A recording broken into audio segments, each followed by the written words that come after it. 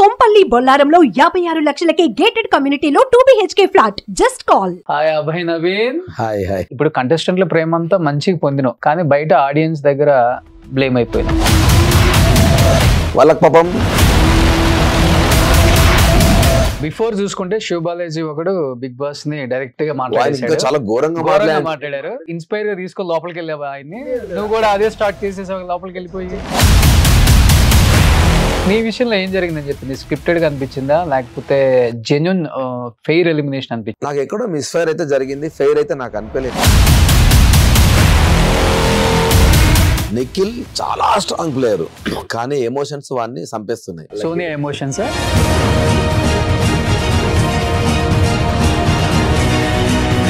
అంటే ఈ అమ్మాయి గురించి ఎక్కువ కింద కామెంట్స్, నెక్స్ట్ బస్ కి వచ్చేది కూడా ఈ అమ్మాయి అని కామెంట్స్. మళ్ళీ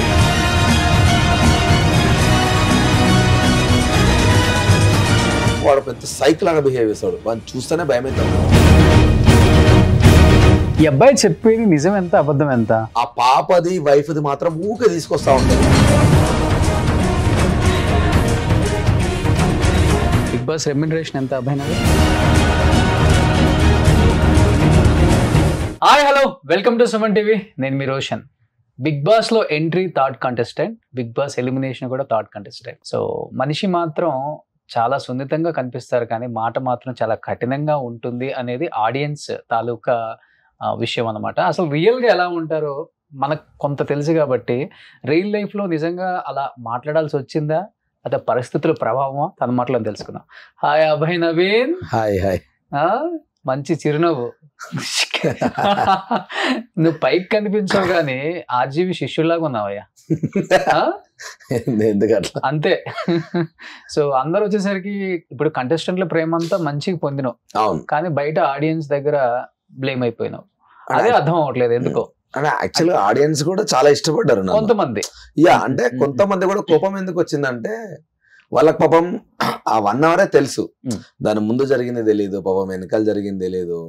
కొన్ని సిరీస్ ఆఫ్ ఈవెంట్స్ మాత్రమే సడన్ గా చూసిన వాళ్ళు ఫ్లిప్ అయిపోయారు. కానీ నా గురించి హానెస్ట్ గా ముందు నుంచి తెలిసిన వాళ్ళు కానీ వాళ్ళు కానీ వాడంతే, వాడు కోపం వస్తే మాట్లాడతాడు, లేకపోతే చాలా మంచిగా ఉంటాడు అనేది వాళ్ళకి తెలుసు. పాపం కొందరు ఏంటంటే వీడు ఎందుకు ఇట్లా రేజ్ అవుతుండో సంబంధం లేకుండా అని అనిపించింది కొందరికి. అది వాళ్ళ మాటలలో తెలుస్తుంది, కానీ వాళ్ళకి ఏంటంటే ఆ 24 hours జరిగిందంతా తెలియదు.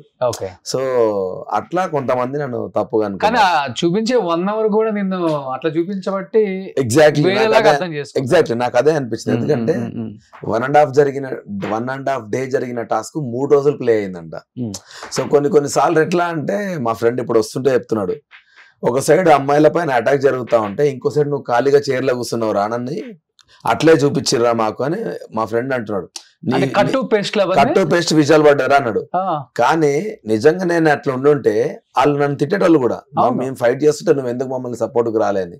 ఎందుకంటే అప్పటికే నాకు దెబ్బ తాకింది, నేను సైలెంట్ అయిపోయినా, అరే వద్దురా అని నేను వాళ్ళకి చెప్పినా కూడా మేము ఆ ఆట ఆడుకుంటామంటే మీ ఇష్టం రా అని చెప్పి వదిలేసినా. కాబట్టి ఆ తర్వాత వాళ్ళు ఎప్పుడూ పాయింట్ రేజ్ చేయలే నా దగ్గర.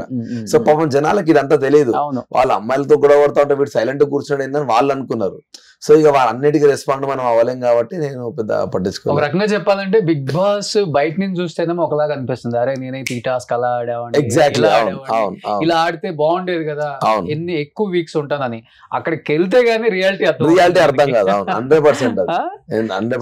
బయట నుంచి కొంతమంది ముందే మాట్లాడేసుకొని ఒక గూడు పుట అని అంటారు కదా, ఒక రాజకీయం లోపల స్టార్ట్ చేసేసారు. మనం ఏదో గెస్ట్లుగా వెళ్ళినట్టుంది వాళ్ళందరికీ ముందు. అలా అనిపించింది అబ్బాయి.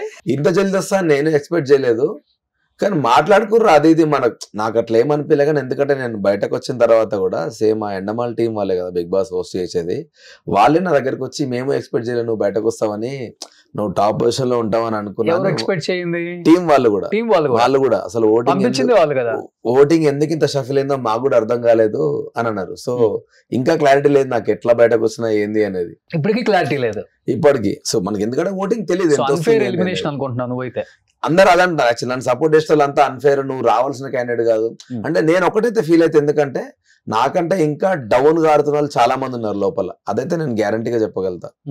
ఇప్పుడే బయటకు వచ్చే ప్లే అయితే నేను ఆడలేదు.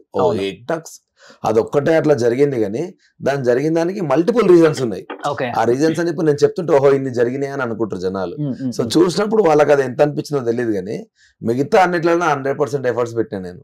అంటే బిఫోర్ చూసుకుంటే శివ్ బాలాజీ ఒకడు బిగ్ బాస్ ని డైరెక్ట్ గా ఇంకా చాలా ఘోరంగా మాట్లాడాను. నేను మాట్లాడడం చాలా తక్కువ. ఇన్స్పైర్ తీసుకొని లోపలికి వెళ్ళావా? లేదు లేదు అదే స్టార్ట్ చేసేసావు లోపలికి? చెయ్యలేదు. అంటే నేను ఇప్పుడు ఇంటర్వ్యూ జరుగుతున్నప్పుడు కూడా నువ్వు ఎట్లుంటావు హౌస్ లా, నాకు సార్ కూడా అడిగింది నన్ను స్టేజ్ మీద, ఇప్పుడు నీకు ఇన్స్టింక్ట్ యాంగర్ అని కొందరు అన్నారు, షార్ట్ టెంపర్ అని అందుకనే నాకు యాంగ్రీ బర్డ్ అని ట్యాగ్ కూడా ఇచ్చారు లోపలికి వెళ్తున్నప్పుడు అని ఇట్లా అన్నారు. సో ఇప్పుడు ఎట్లుంటావు అబ్బాయి లోపల అంటే కూడా సార్ నేను నాలాగా ఉంటా, నాకు ఆ టైంలో ఎమోషన్ వచ్చిందంటే నేను మాట్లాడతాను, లేదంటే నేను చిల్లుగుంటా, నేను రియల్గా ఉందామని అనుకుంటున్నా అంటే సార్ అదే అన్నారు. సో రియాలిటీ షోలో రియల్గా ఉందాం అనుకుంటున్నా అంతే సార్, నేను అట్లే ఉంటా, అట్లా నచ్చితే జనాలను ముందు తీసుకెళ్తే డెఫినెట్ గా నేను ఫైనల్ దాకా వెళ్ళి కప్పు తీసుకొని వస్తా అన్న ఇంటెన్షన్ అని మాట్లాడినా. సో నాకు అనిపించింది వాయిస్ అవుట్ చేయడం నాకు ముందు నుంచి ఉన్న ఒక అలవాటు. సో ఇదేమైపోయిందంటే ఒకటే వీక్ లో చాలా ఎక్కువ నాకు నెగిటివ్ జరిగినాయి అనిపించి నేను ఎక్కువ రకంగా వాయిస్ అవుట్ చేసిన. సో నేను ఫస్ట్ వీక్ నుంచి కూడా వాయిస్ అవుట్ జరిగిపోతుందని నీకు నువ్వే ఊహించుకో తెలుస్తుంది క్లియర్ గా నాకు. సో నేను ఎక్కువ వాయిస్ అవుట్ చేసుకుంటూ వచ్చిన. అవన్నీ ఒకటే దగ్గర వీడియో ప్లే చేసేసరికి జనాలు కూడా ఏంటంటే వీడు ఇన్నన్నాడా అన్నట్టుంటది, కానీ ప్యారలల్ గా నాతో పాటు చాలా మంది మాట్లాడారు. అన్ఫార్చునేట్లీ అవేవి జనాలకు తెలియదు, నేను కాబట్టి నాకు తెలుసు. ఓవరాల్ గా నాగార్జున గారు కంప్లీట్ వీడియో చూపించిన దాకా నీకు తెలియదు మాట్లాడాను అని. నేనే షాక్ అయ్యి అందుకనే నేను ఆన్ స్టైల్ నాకు సార్ సారీ ఎందుకు చెప్పినా అంటే నేను కూడా రియలైజ్ అవ్వలేదు సార్. ఇంకోటి నేను అంత హార్ష్ గా మాట్లాడుతున్నప్పుడు నాకు ఒక వార్నింగ్ కూడా రాలేదు. సో నేనేమనుకుంటా వాయిస్ అవుట్ చేయొచ్చు మనం అన్నట్టే అనుకుంటాం, కానీ మనం ఒకసారి యాంగర్ కోపం వచ్చినప్పుడు ఫ్రస్ట్రేట్ వచ్చి మాట్లాడుతున్నప్పుడు కొన్ని పదాలు మనకి తెలియదు మనం ఏం మాట్లాడుతున్నాం అనేది. ఎదుటోడు వచ్చారే నువ్వు తప్పు మాట్లాడుతున్నావు చెప్పేంత వరకు. సో మిగతా హౌస్ మేట్స్ కూడా ఎప్పుడు నన్ను క్వశ్చన్ చేయలే నువ్వు ఏదో రాంగ్ మాట్లాడుతున్నావు అని. నేను జోక్లు వేస్తున్నా అంటే వాళ్ళు కూడా నవ్వుతున్నారు. సో నేను కూడా రియలైజ్ అవ్వలేదు. సడన్ గా అన్ని వీడియోలు ఒకసారి చూసేసరికి నేను షాక్ అయిపోయినా ఏంది ఇన్ని జరిగినాయి అని. దాంట్లో ఒక 60-70% మేము జోక్ గా మాట్లాడుకున్నాయి చాలా వరకు, కానీ స్టార్టింగ్ మాట్లాడింది సీరియస్ గానే మాట్లాడినా.